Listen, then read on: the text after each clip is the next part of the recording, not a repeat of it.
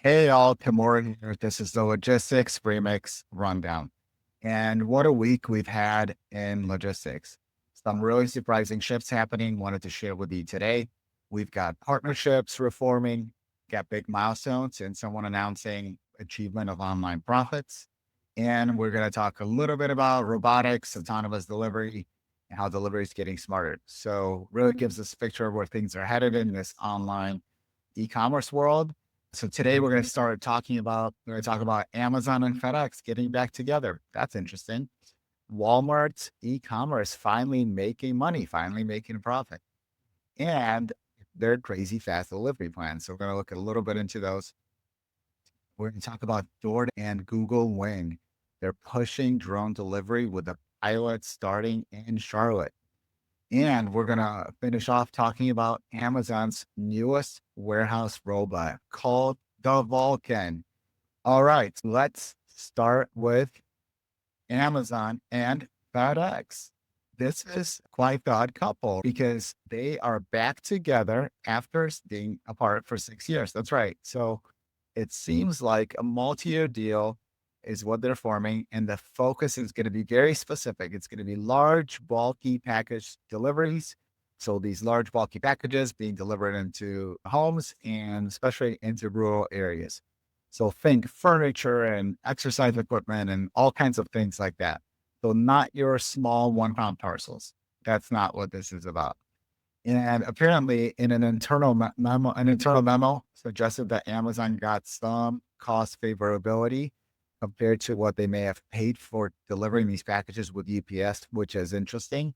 And Amazon's basically it's going to spread their load, right? So the majority of their deliveries are still being handled by their personal network, the Amazon delivery network.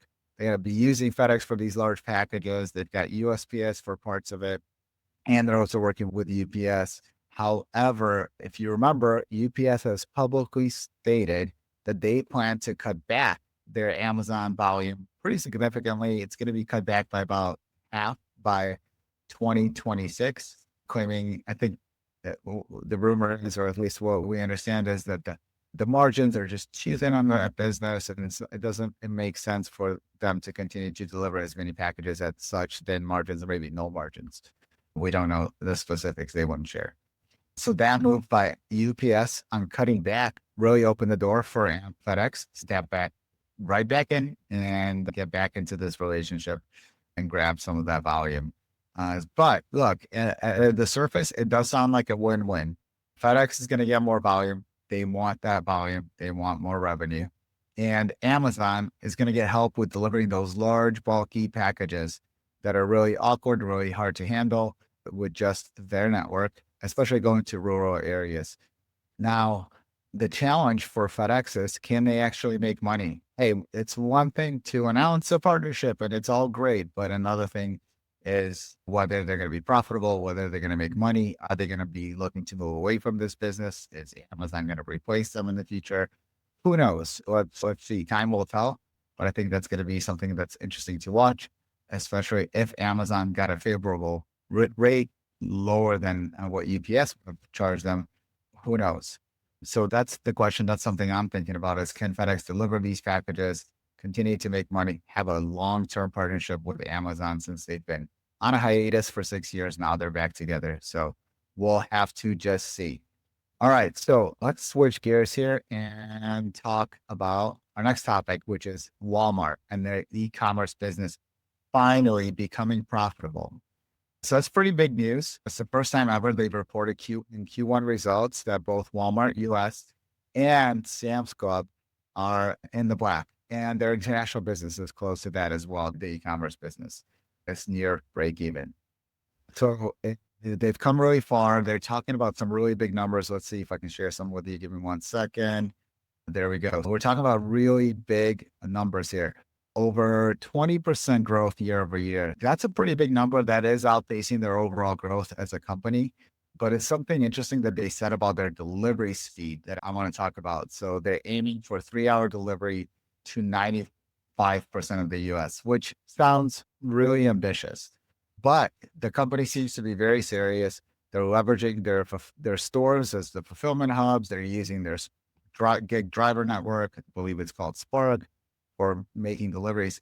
Totally makes sense. Got to use the assets that you have as a company to go achieve some of these ambitious goals. But they're talking about now that they have achieved this goal at a 91% in terms of 91% reach to the US, 3 hour delivery 90 to 91% of the US. They're really pushing that to 95%. So they've got to push speed likely in the rural areas. I'm not sure exactly, but faster deliveries are going to boost profits. They're going to make happier customers, and they're going to leverage the assets that they have, the gig network, and for deliveries, and also their stores as fulfillment. So it's going to be really interesting to watch.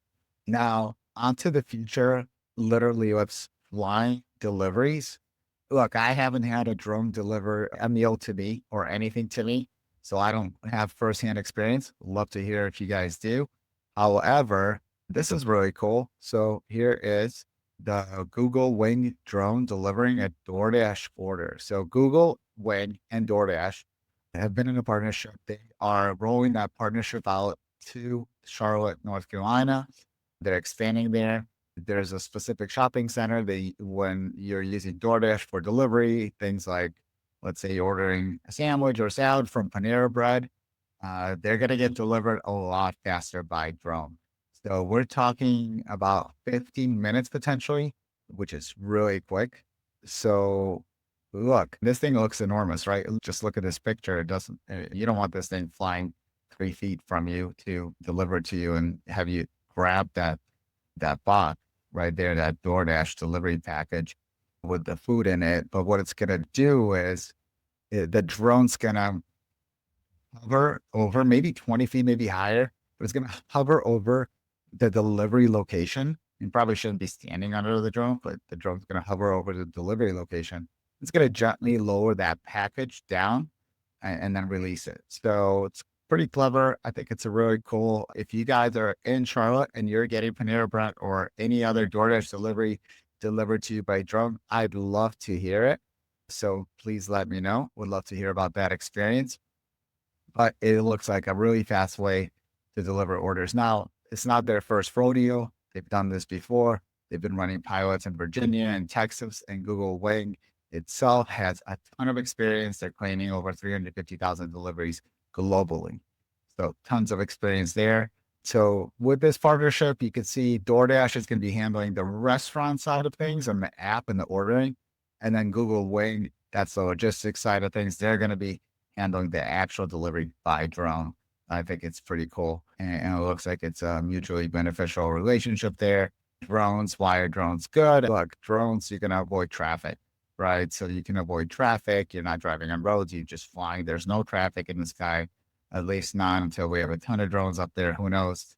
But they could also potentially save money. It could be a less expensive delivery. It's all done if it's all done autonomously. My question is, can this thing carry an extra large pizza? I'm not sure. It looks like that pizza may have to be folded into that, but who knows? Maybe they can make a larger bag, a DoorDash bag for it to lower to the ground. We'll see. Let's see how this thing progresses.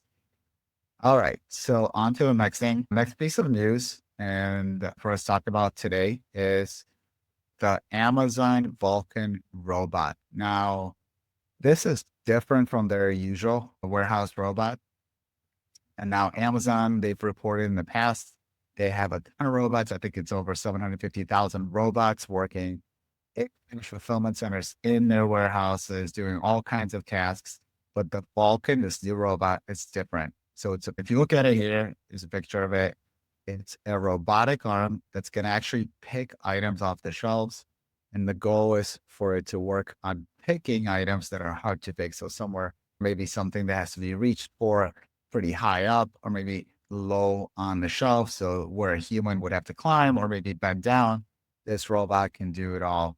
So how does it handle things without crushing them? Because if you look at this arm, this thing could definitely crush something if it's with its big clasp. And I think what they're doing and what they're saying they're doing is they're using AI, computer vision, and some kind of force feedback. They have some kind of force feedback sensors, basically that are sensing the touch of the grip items and appropriately applying that grip so it can grip and then release the item into the bin once it picks them. So sounds like a good field item, which is pretty interesting, pretty cool. Amazon's claiming that the robot can handle about 75% of product types, and they're doing it at speeds comparable to humans. Wow. So I think that's really interesting. Initially, they're focusing on those hard to reach shelves. Again, where you have to climb up or maybe bend low where a human has to bend down. This robot's actually able to handle those tasks, helps with the picking. It's not rolled out company wide. They're currently still in only two locations. So right now they're in Washington and in Germany. They've got two locations, Vulcan, Washington, Hamburg, Germany. But they already claimed that they processed 500,000 orders between the two locations, which pretty incredible for this type of robot that's basically replacing what a human would do, climb up, grab an item, bring it down, put it in the bin for that item to go to the next step in the fulfillment process.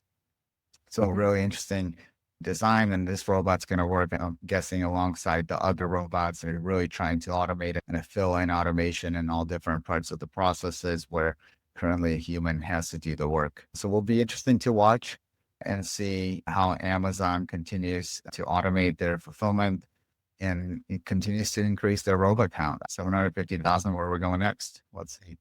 So really big week. Again, Amazon, FedEx, back at it. Walmart, they're proving they can operate their online business profitably and super fast. And then automation taking place at Amazon and Google Wing with autonomous delivery using drones or picking items off the shelf. I think automation's good. We're going to probably be hearing about automation, who knows, weekly, daily. There's always something happening. Really interesting. Really makes you think, right? Like, where are things headed with automation, with AI in the e-commerce shipping space and how fast things are going to change. But that's it for us this week on the Logistics Remix Rundown. Thanks for listening. And again, and if you're not subscribed yet to our channel on YouTube, click subscribe, follow me on LinkedIn. I'll see you later.